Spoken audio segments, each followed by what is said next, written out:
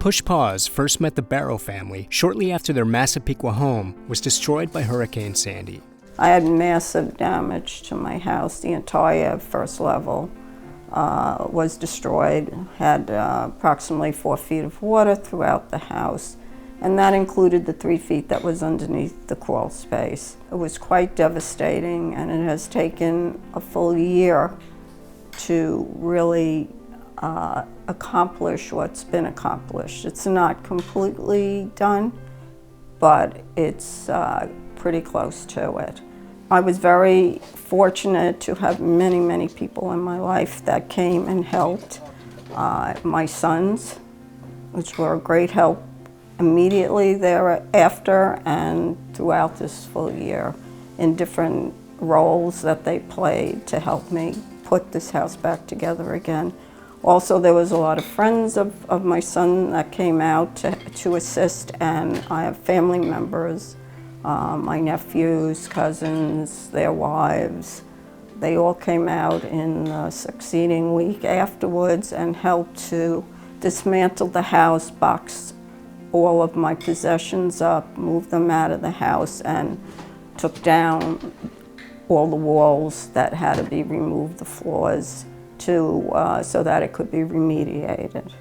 I think the last time you saw us, we were in pretty shambled straits here, and you know, it's come a long way. And I think for me, one of the greatest moments was seeing my mom come back into the house after all that time. Considering the effort that was put to get her back in here, collectively, it's been a long road, but it's been one that sort of helped pull the family back together and friends back together, and you know, allowed us to sort of build something back here that could afford people to come back and enjoy it again, particularly my mom. It was a great toll emotionally as well as physically this past year. I was displaced from my home for 7.5 months before I could actually move back into it. And I'm very happy to be here. It's totally different from what it was, so it took me probably 3-4 weeks to feel comfortable in the surroundings again. You know, things like this fireplace, which was really like, you know, always remembered it with stone around it and just a very dated kind of look, but it was something we were used to, was one of the last pieces that my mom put together just recently, maybe in the last week. And it was a long time trying to figure out, you know, what kind of mantle, what kind of look that she wanted here to complement the more modern design that she had in here. And I think, you know, the white wood and the beautiful accent pieces, I mean, really sort of, you know, give a sense of a new beginning here in the home. And that's really all we wanted. We wanted, you know, my mom to be able to come back to a house realizing that it's a little different from the last time, but nonetheless, we're all here and we're all together and she's back. And we can start building some new memories here. So that road that led up to today, where we can afford having people here and the excitement of my mom, you know, is really sort of the payoff. I was so fortunate to have family nearby that were there for me, and I didn't have to go from hotel to hotel or friends' houses from friends' houses like a lot of my neighbors did. So for that, I am so grateful.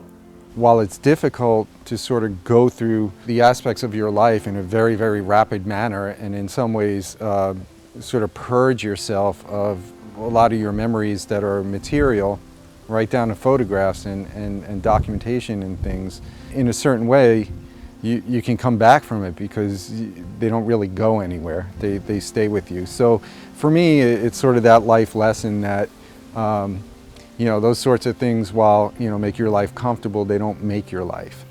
It's the people in your life that do that, and family and friends and even strangers that rode up and down the street and delivered coffee and donuts and food when there was no electricity in here for months upon months. And those are the people that really sort of affected everything much more so than the storm ever could. The biggest lesson is that people are good. They are truly, truly good. They come to your aid. I think we're closer as a community, and I think we all want the best for one another, and we all are very happy when something's accomplished within the homes of all of the people around. And I hope that the community will come back to where it was, where it'll be treed again, and it'll look like it did when I moved in 30 some odd years ago. And it's just a beautiful place to live, and I hope that that comes back for future generations. For Push Pause in Massapequa, this is Eric Alfredo.